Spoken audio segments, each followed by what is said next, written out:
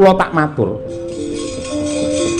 Sing jenenge menungsa niku makluke pangeran ingkang tataranipun inggil piyambak, luhur piyambak, sampurna piyambak. Merga napa? Menungsa niku dening Gusti pinaringan piranti genep mutiara patang perkara nenggih agama, akal, moral lan rasa isin. Agama niku pranatan saking Gusti ingkang tunulis wonten Weda Suci minangka tuntunane kajiwan supaya menungsa pinaringan tentrem lahir batin slamet donya tekan akhir niku agama. Akal niku nggih ngulir budi, ngulur nalar miwir pikir. Lamun to menungsa nemtokake apa wae sing mubeng niku otake. Ingkang angka 3 nenggih moral niku wonten sambung rapete kalian tingkah laku muna muni solah bawa ingkang trep kalian lajering bebener lan kautaman. Dene ingkang angka 4 nenggih rasa isin. Rasa isin niku sing duwe ya menungsa, buktine mboten wonten critane kewan katokan yen ora dikatoki karo menungsane. Ning para Kurawa nadyanto pinaringan nugraha 4 mutiara agama, moral, akal, rasa isin ning ora dicake mungguing bebrayan. Pakartine tumindake nepsune nuruti kaya patrape kewan, mula karma kang tumama. Bareng mati sukmane Kurawa nemplek-nemplek teng kewan-kewan iki.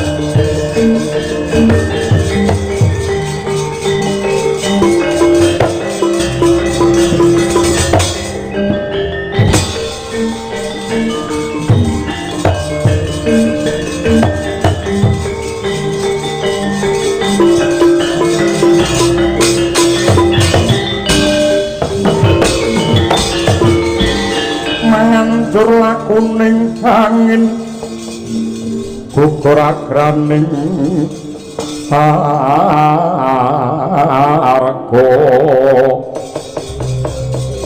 kura-kur nitorek kakiri-kiri rek bumi prakempita padula mangambak-ambak udan tresmur lan lesus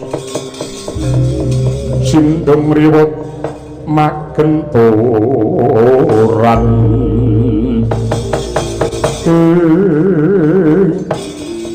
kadangipun kakang sing banget ndak tresnani Dimas Werkudara Liteng Kresna kakangku ana dawuh apa mung kari sak kemprangan paribasane Pandhawa bakal antuk kamenangan sajroning Baratayuda. Sena ndok rewangi adus getih udan luh nganti nuwuhake pangorbanan sing ora sithik kuwi yektine siadi golek apa? Pengatasi wis ngancik meh pungkasane Baratayuda ya kene baku entuk takokake. Wis cepok lamun to paperangan iki dadi telung perkara. Rampunge utang luare nadar ilangi angkara murka wisine Baratayuda. Bener Werkudara. Sing jeneng wong perang kuwi lak mesti golek menang. Banjur upamane siadi unggul ing yuda, kira-kira apa sing ndok goleki Sena?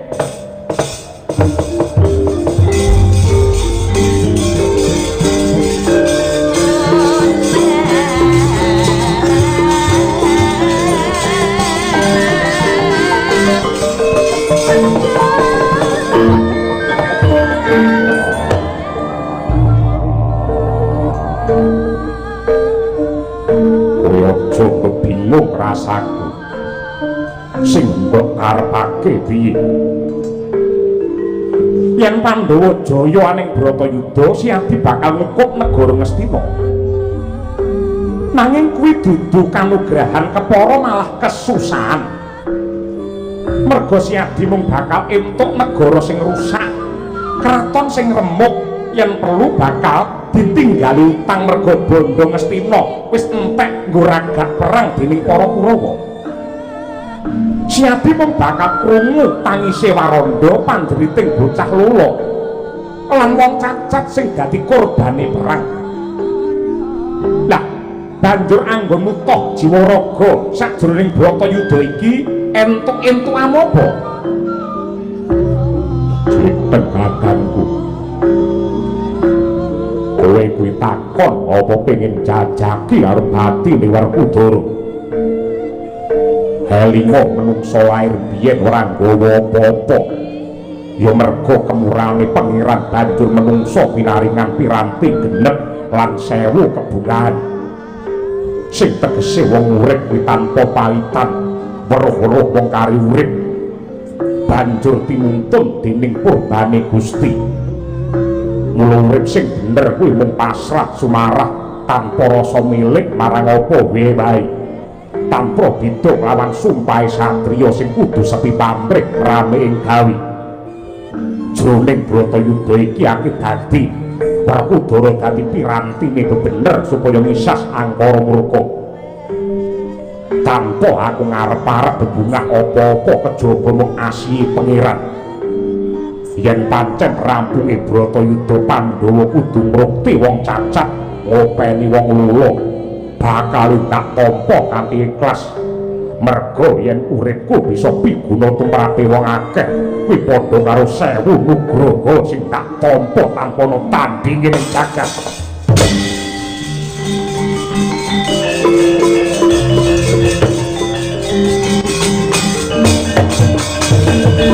Kala narpa Kresna pantulus hanyakroring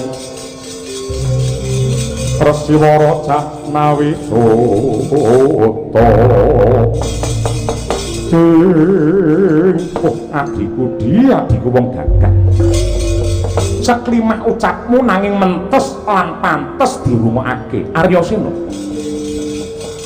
Kowe kuwi arang-arang guneman nanging lamun to gelem omong kok nentremke rasa. Nadyan to kowe kuwi aga gruwal-gruwal blegermu. Nanging batinmu isi mutiara ingkang tulus lan suci. Werkudara, apa? Ndak jaluk Si Adi aja lena ing kaprayitna. Aja nganti suda ing kawaspadan. Merga isih ana siji benggole Kurawa dedengkote wong Ngastina isih meger-meger, ya kuwi Duryudana. Ing pungkasane Bratayuda iki, sira Yayi Werkudara ndak kekudan. Kudu bisa ngadeg jejeg minangka pandam-pandaming kautaman nglebur marang sukertaning bumi Werkudara. Mangka Anggrasrasa Sundar Limpu kembara bumi kunting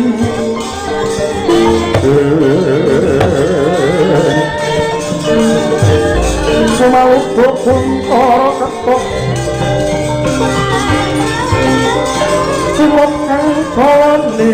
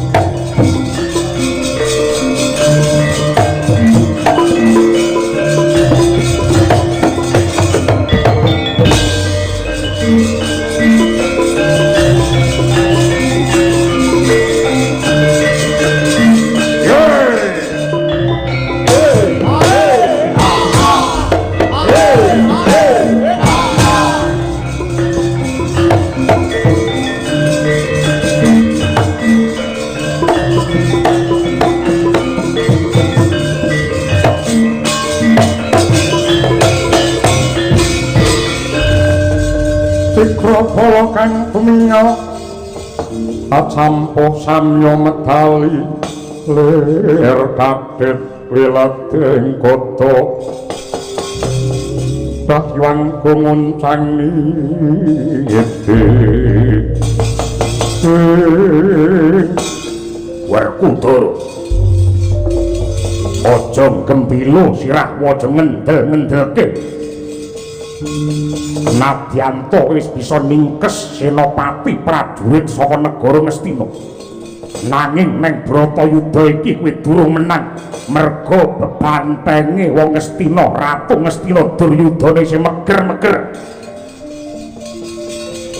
Hari palungguhan iki wis ijen tanpa kanta lan kanthi. Karepmu piye Kakang Duryudana? Buktekno karo wong sak jagat. Anggenku tetandingan karo dapurmu. Kira-kira sapa sing jengkelang kuandane glundung sirahe bosok koklok dirubung laler. Aku mung nderekake karepmu sepira banggamu. Joget lak kendangi kowe.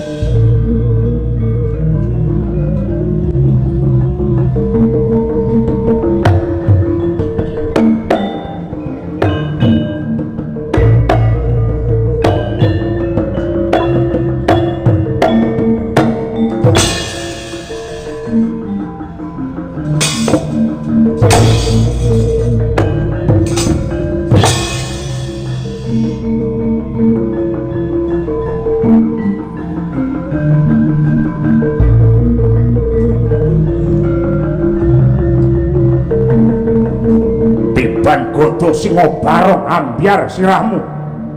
Ucap dulu lembut.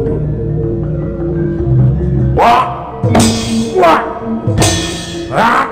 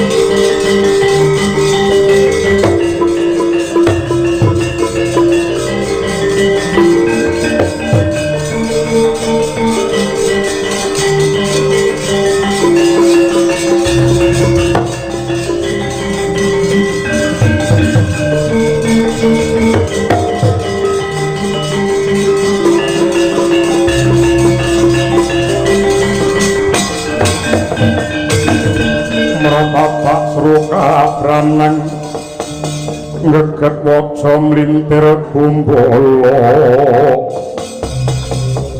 sukawi ciling sabdo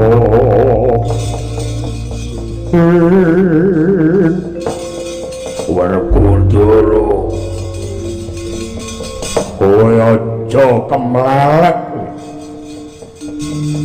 merga saka tumindakmu sing kaya kewan kakangmu Duryudana wujude kaya ngene kowe menang perang ning Bratayuda ora bakal entuk apa-apa kowe bakal mung nemu negara kotong malah kowe tak tinggali utang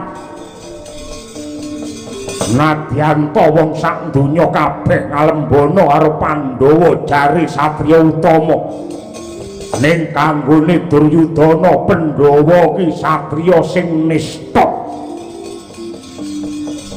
kowe anake Kunti Talibrata sebab apa kae kakangmu Puntadewa nek sabar lan uga dipundhut dadi putrane Bathara Darma mula jenenge Darmaputra ya Darma Kusuma merga oleh selingkuh mbokmu Kunti karo Bathara Darma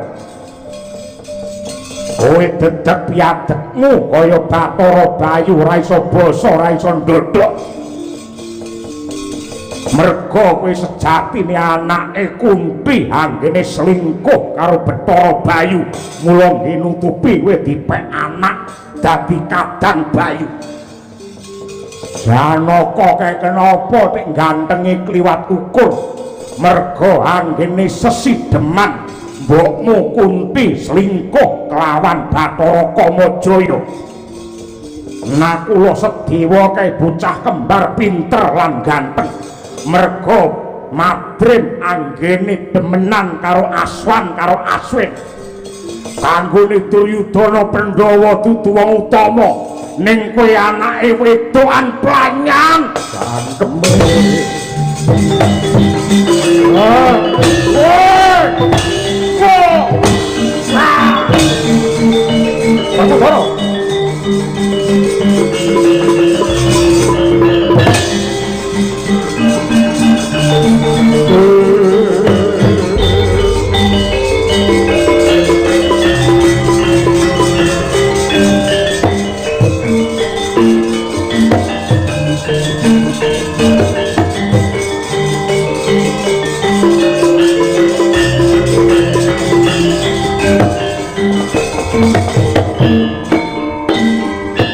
Dimas Werkudara jletheng kakangku piye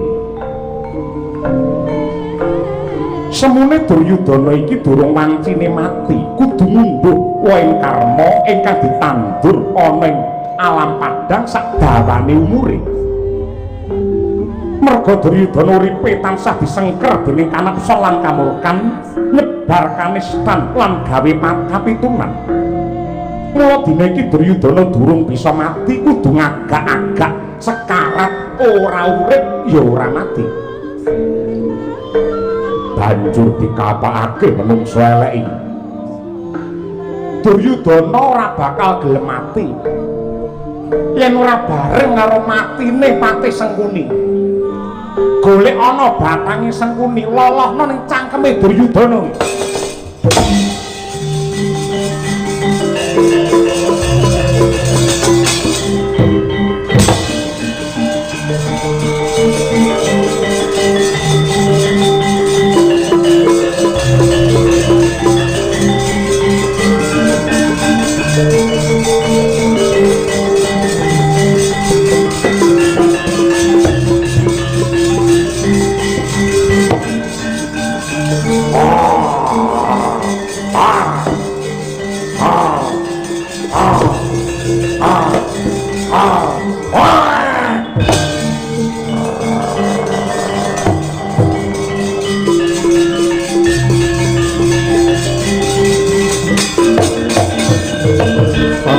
Meregut ngembak watang ngraboso mungsuh tangkep dojo kantaran kau saya abdi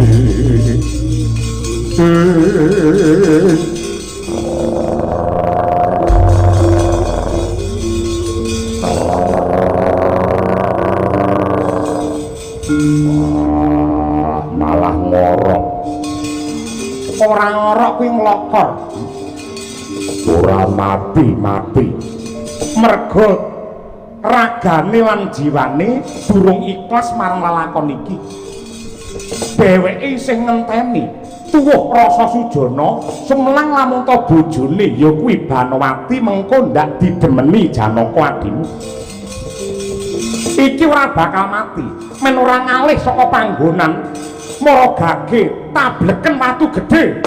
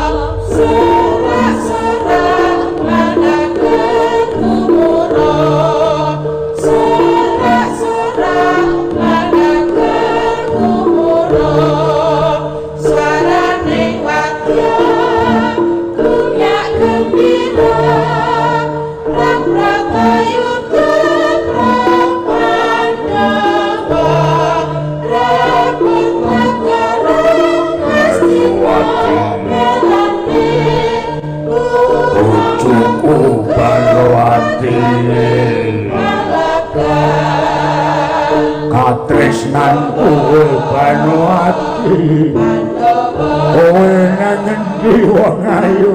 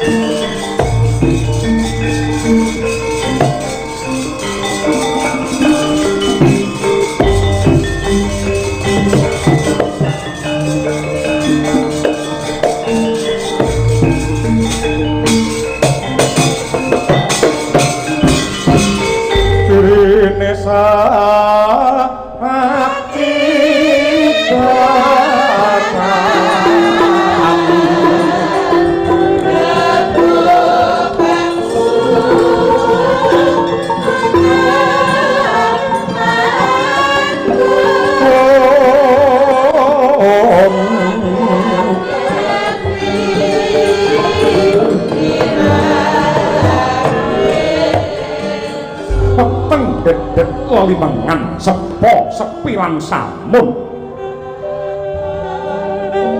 ingkang mapan wonten ing Kadipaten Gajahhoya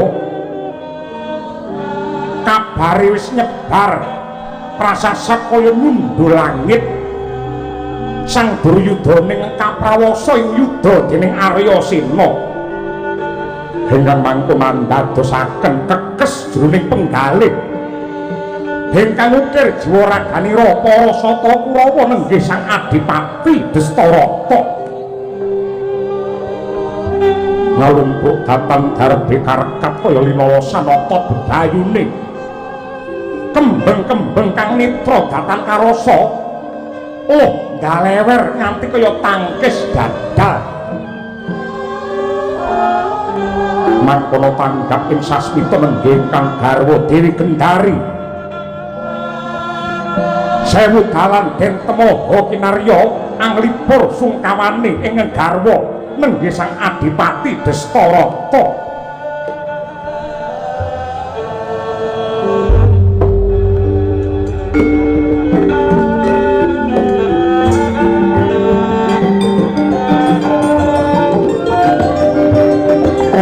ranting busanane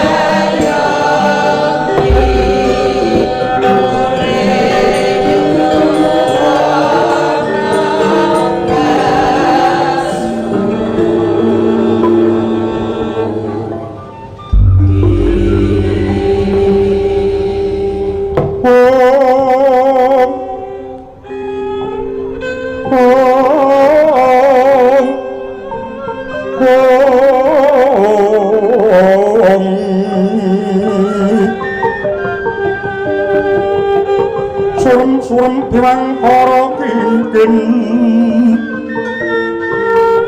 lir mangusma kang layon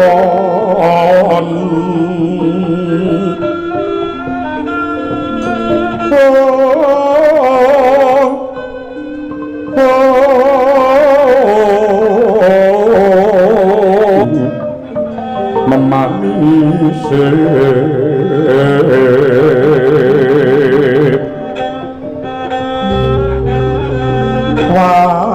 watananira ayu kumma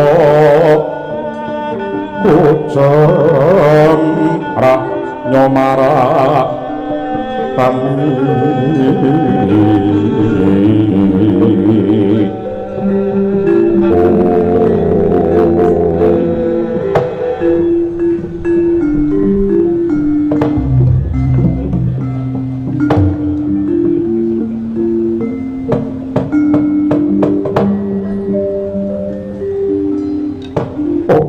Hyang Agung muga paring pengayoman dumateng kula Dastarata. Lakon nek paite kaya ngene. Aku iki duwe anak sing cacahe 100. Anakku kuwi cacahe 100 bareng Bratayuda dadi ludes keles tandes tanpa sisa. Ing atase bocah 100 kok siji-siji ora ana sing urip. kebangetan. Ya kaya ngene iki entuk-entukane wong tuwa sing kurang permati nglowentah karo anak.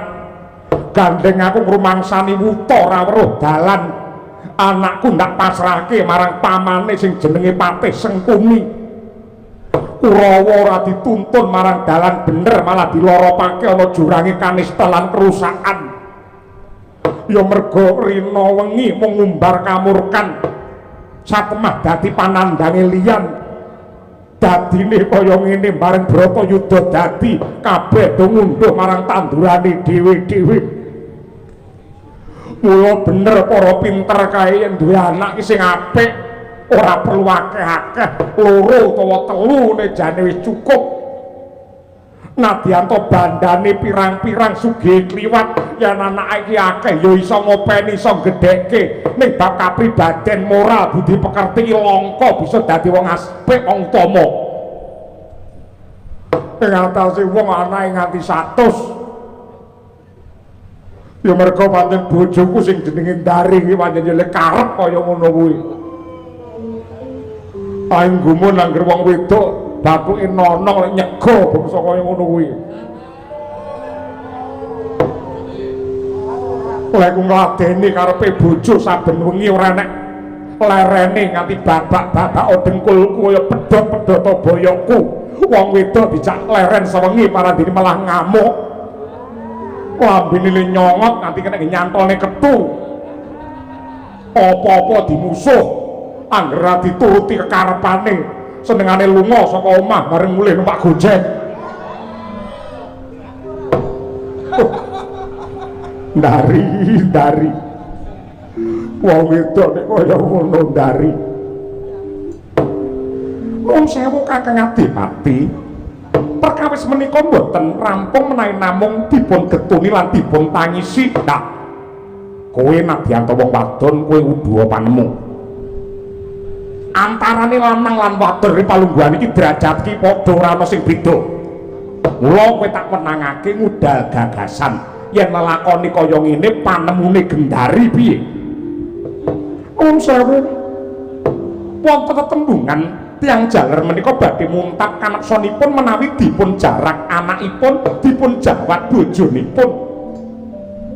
Perkawis Kurawa pejah kasulayah wonten madyaning Tegal Kurusitra kula saged nampi nanging Pandhawa menika kebangetan.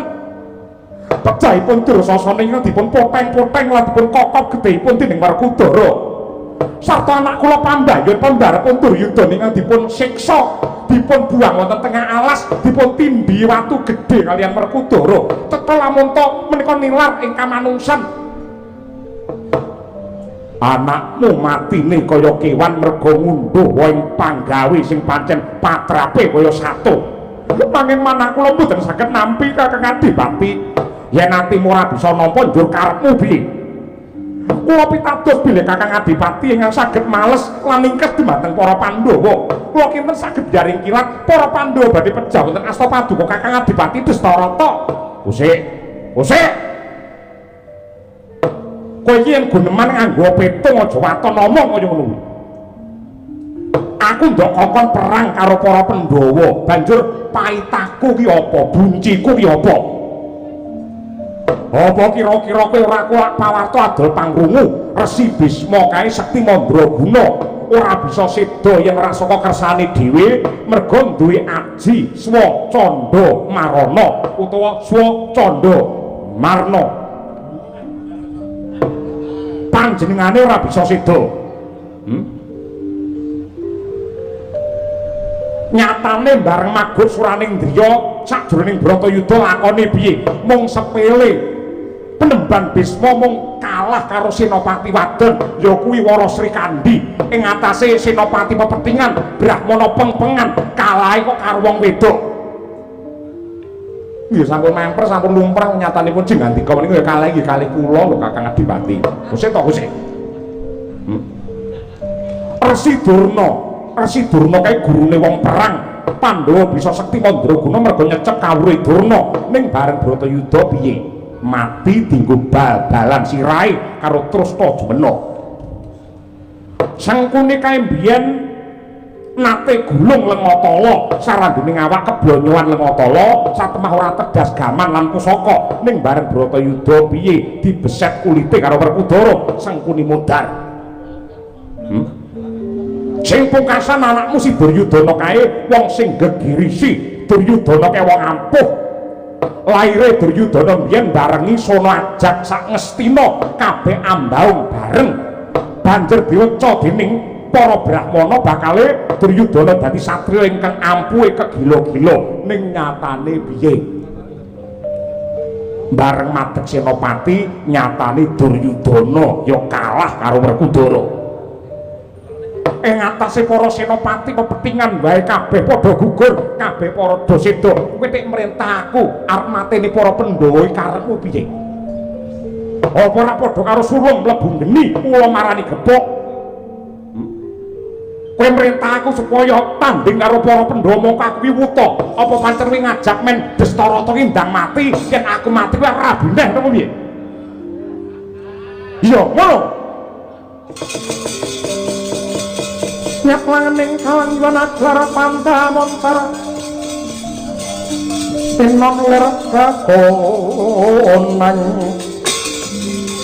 suram sorotetan padang kasor lan pajaring purnameng gegono dasari mongso katiko ngomong sewu Kakang Adipati Destarata sampun klentu ing pamanggih andak wanreka dumateng kula tega mentala dumateng seda paduka Kakang Adipati wontenipun kula nyuwun supados ngandika merjaya lan mejahi para Pandhawa menika kula mawa dasar kula mawa watot dasarmu apa menapa kinten-kinten paduka kesupen bilih paduka menika kagungan kadigdayan linangkung ing mapan wonten ing epek-epek ngasta nenggih aji lebur geni kula pitados menawi para Pandhawa manggrayang mawi aji lebur geni badhe lebur tumpur tanpa citra Kakang Adipati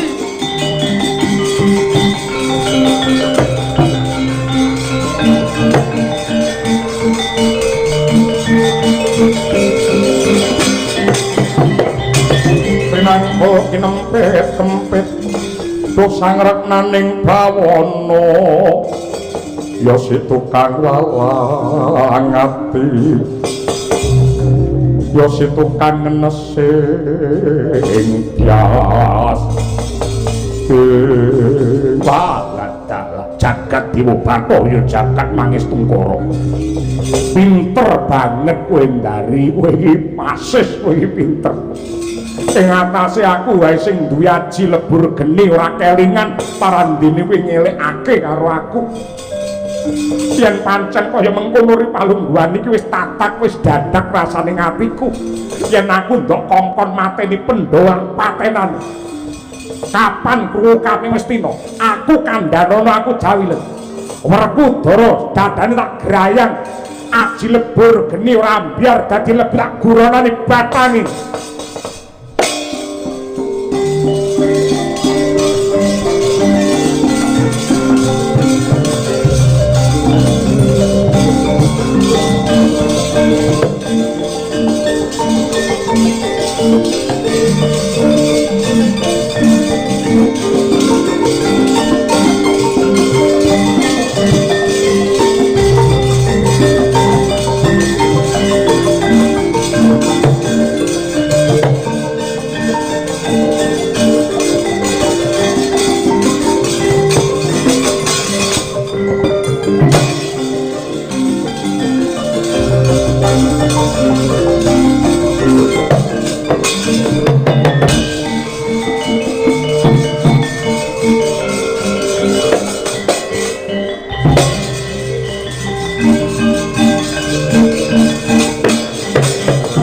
panci pisah lan jenenging wan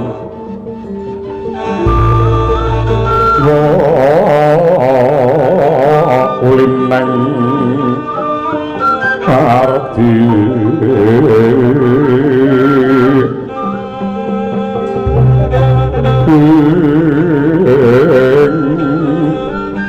oh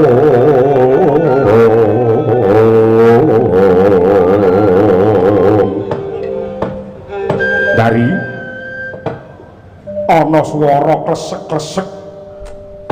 Iki apa ana pawongan sing ngadhep ana ngarsaning Sun Gendari? Nggih kaluhuran Kang Adipati caos menika bilih para putra-putra Pandhawa jangkep samangke sowan wonten negari Ngastina Kakang Dastarata wadalah jagat Dewa Bathara. Anak-anakku Pandhawa sing sowan inggih kawula nuwun sewu. Wa Dastarata sembah pangabekti kula mawantu-wantuwa kunjuk. Sapa iki? Meninggih kula pun Kuntadewa. Ndak tampa gawe bombonging rasa pangestu kumurgake Tampanana. Meninggih Gurawalan anggen kula mundi.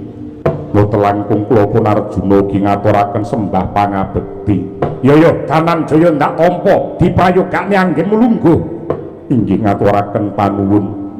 Basaku maragake Tampanana Dastarata bapakku. Werkudara iki nitik swarane sing gembleger kaya ngono. Ya. Ndak tampa pangestuku Tampanana Bratasena. Ndak pundi ndak gegem tangan loro awor Aji Jaya kawijayan mimbana kasantosan. Nuwun pangapunten. Adipati Dastarata menapa to darunanipun para putra Pandhawa sowan wonten Ngastina.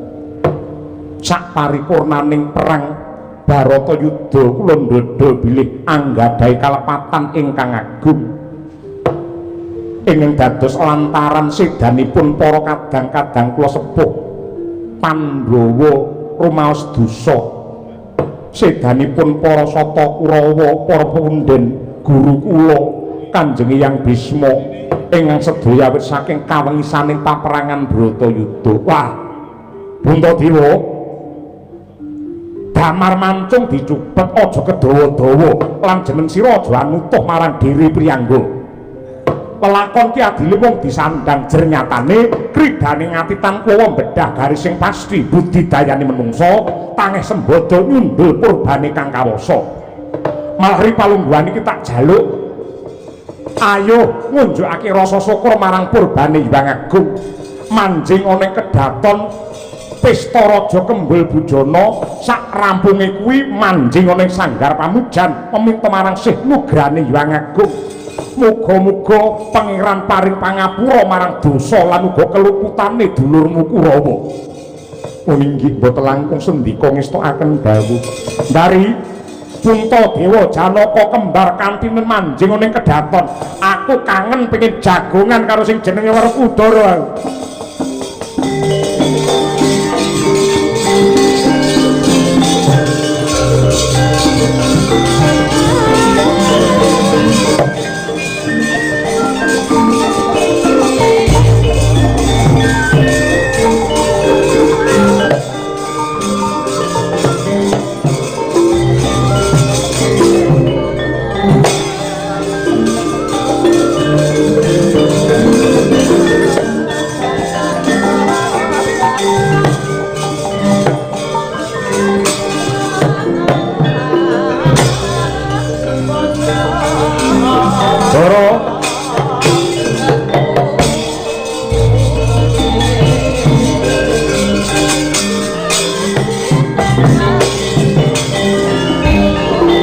Sing kundange wong gagah wong pideksa Bratasena. Wah, opo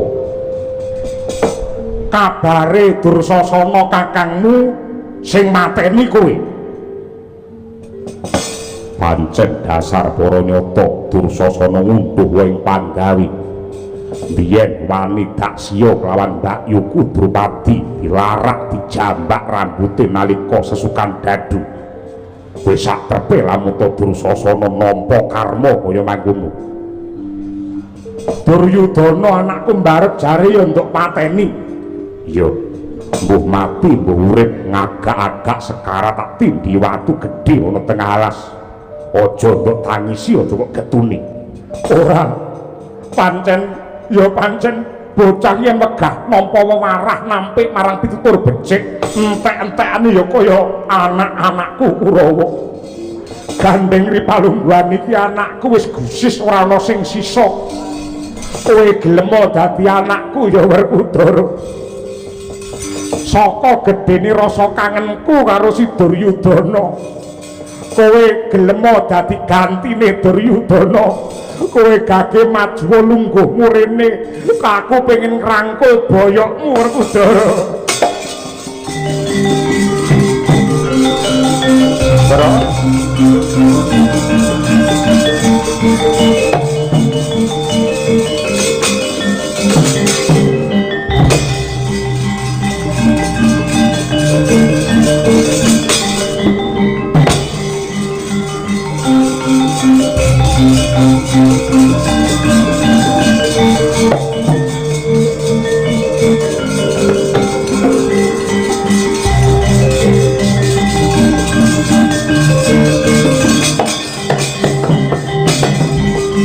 Tata gelar sang Adipati Dastarata arsa ngesok rasa tresna dhumateng sang Werkudara. Pramila sigra ngrangkul datan Raita lamun teng den rangkul yektine dumadi saka Gada Rujak Puling kang blegere jebles Aryasena. Mangkono epek-epeke sang Dastarata murub abang makantar-kantar. Yektine aji lebur geni kang makarti den sebul mawa donga Gada Rujak Ambyar dadi lebu.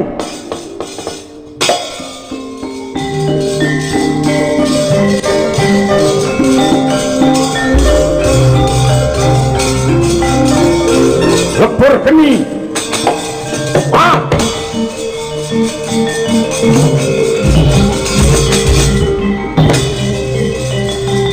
wah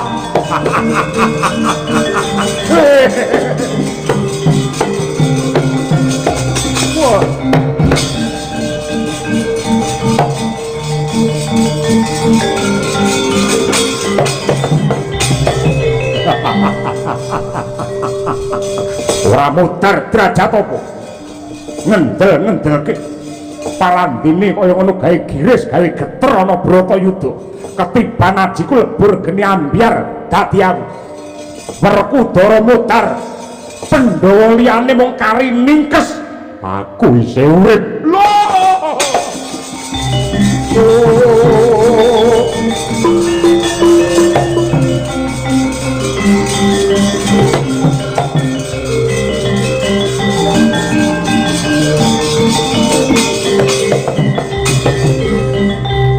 Saksidane bapakku Pandu, kowe sing tak anggep dadi wong tuwa ning yo kene kowe dadi wong tuwa ora kena dipundi-pundi, ora kena diajeni Dastarata. Bratayuda wis rampung, anakmu Kurawa wis ngunduh tandurane. Ning sebab apa kowe isih nandur rasa serik karo aku, nandur rasa gething karo Pandhawa? Aku sejatine welas mesake nyawang panjenenganmu ingkang cacat netra. Ning emane sing wuta ora mung mripatmu ning batinmu melu picek. Dari ayo lunga dari Kendari, ayo lunga aku hirayatane.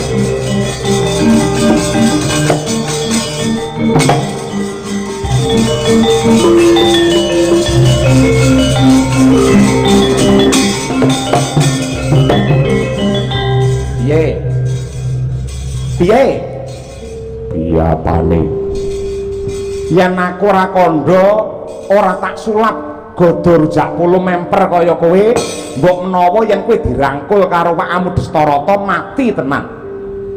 Apa mati uripe menungso ana tangane Dastarata?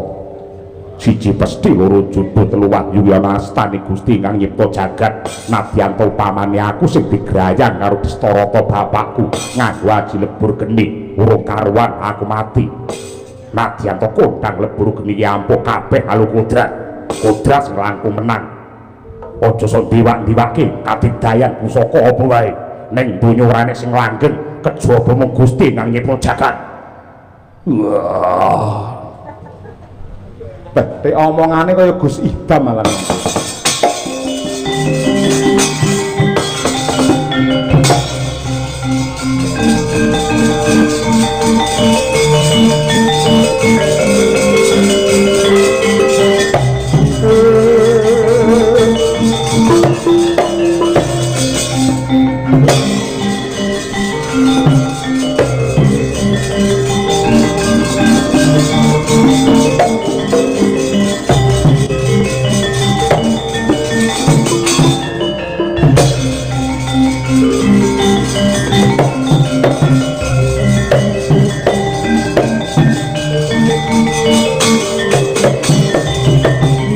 bata mirah ingsun prihatin waspagung ijil tuhu tahatan po karya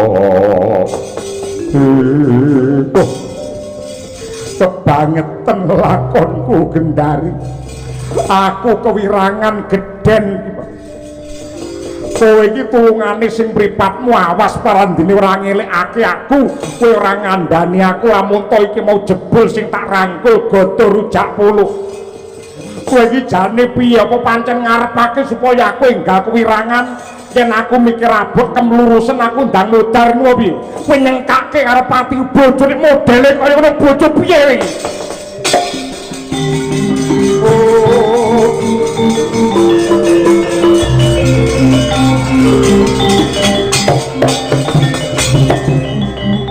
Nuwun sewu Kakang Adipati.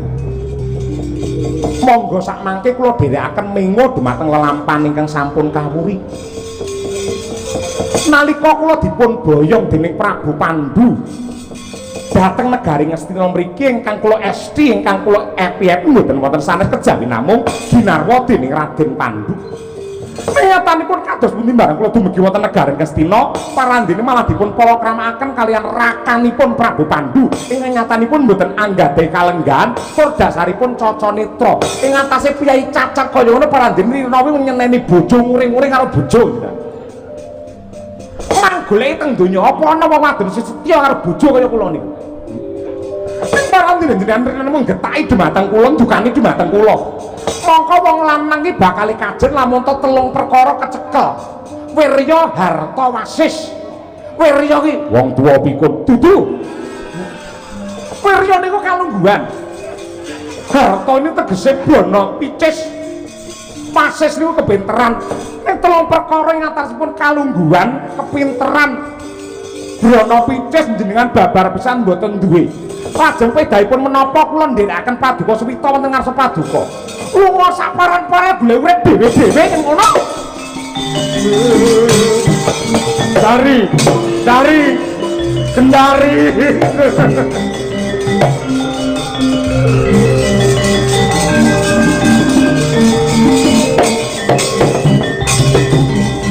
Mangkono pantok pekuntoning tekad jibek-bebeking galih Sang Adipati Dastarata dinilar dening garwa ingkang lumajar mbuh endi kang tinuju dasaring madyaning alas Wanagong liwang-liwung datana ingkang kaarah amung prateng pati matek mantra gaib abang branang epek-epek ngasta ben tebaken ing Bantala mangkono mubal babal muruk makantar-kantar alas kobar dening Dawana muruk geseng Sang Adipati Dastarata dhateng kantun Sang Dewi Gendari Seda padha sakala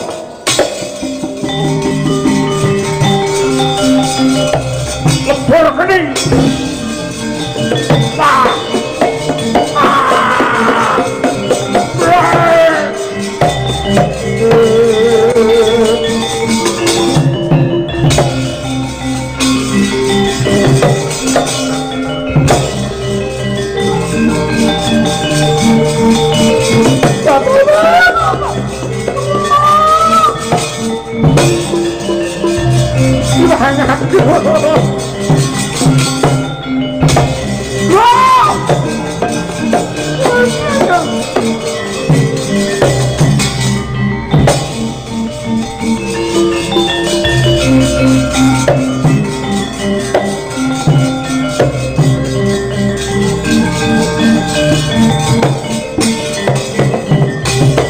wis tamat sejarahe Sang Dastarata miwah ingkang garwa Dewi Gendari ora kaya Raden Dananjaya ingkang manjing jroning taman Ngastina taman Kadilengleng noleh ngiwa sepa nengen samun tatan ana mutiarane rasa ing den upaya sajroning bingung bilung-lungan jroning galih manjing jroning wana gedhe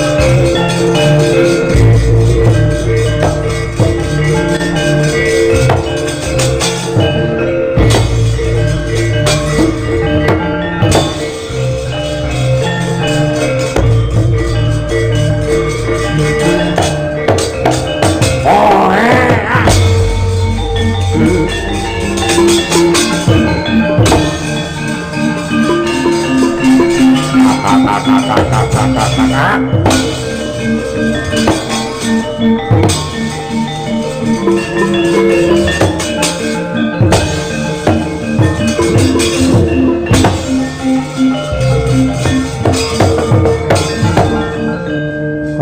Badranaya siji kang rinembug ana kahanan sing aneh-aneh apa pancen kegawa umur sing wis akeh mripatku banjur ora permana sakwise kewan mau guru-guru lawan Arjuna tak tibani jempari kewan padha mati ndak samang kaya ana sukmane para kadang Kurawa sing metu saka anggane kewan.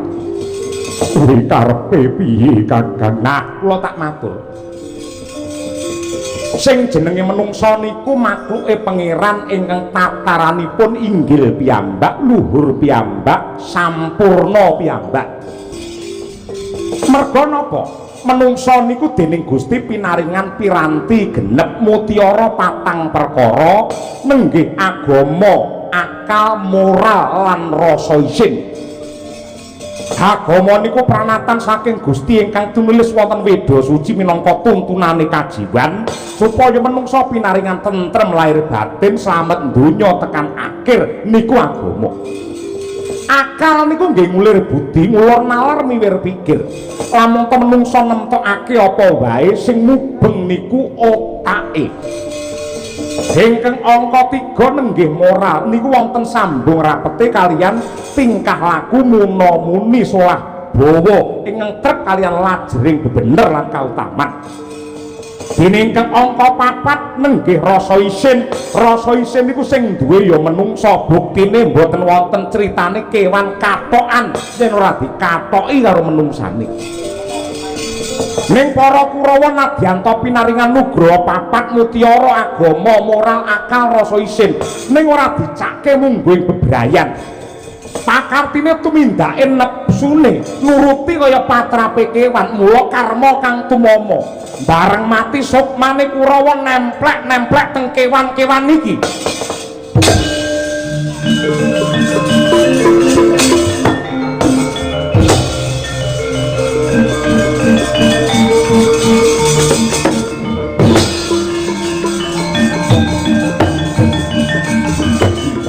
Ora ndok lepek tak udel-udel wadukmu.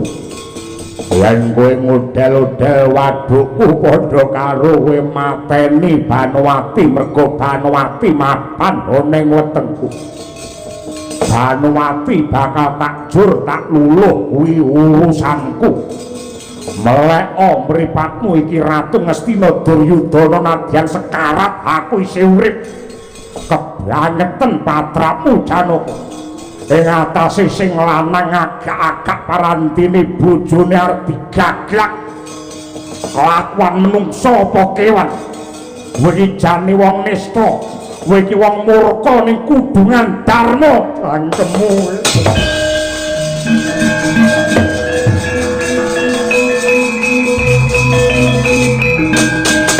Ayo tibakno. Tibakno Janaka. Aku patenono, aku mati Banowati melu mudar. Tibakno Janaka.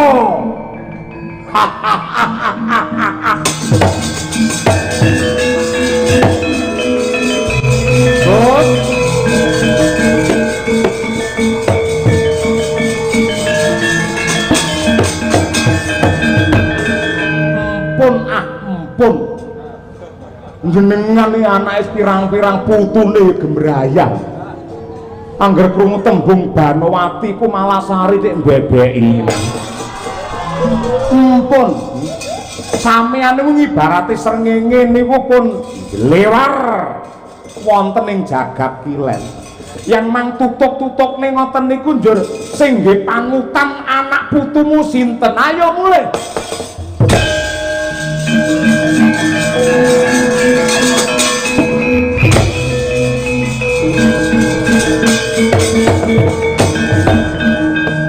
Katekno kuping nganti kapan wae Duryudana ora bakal mati.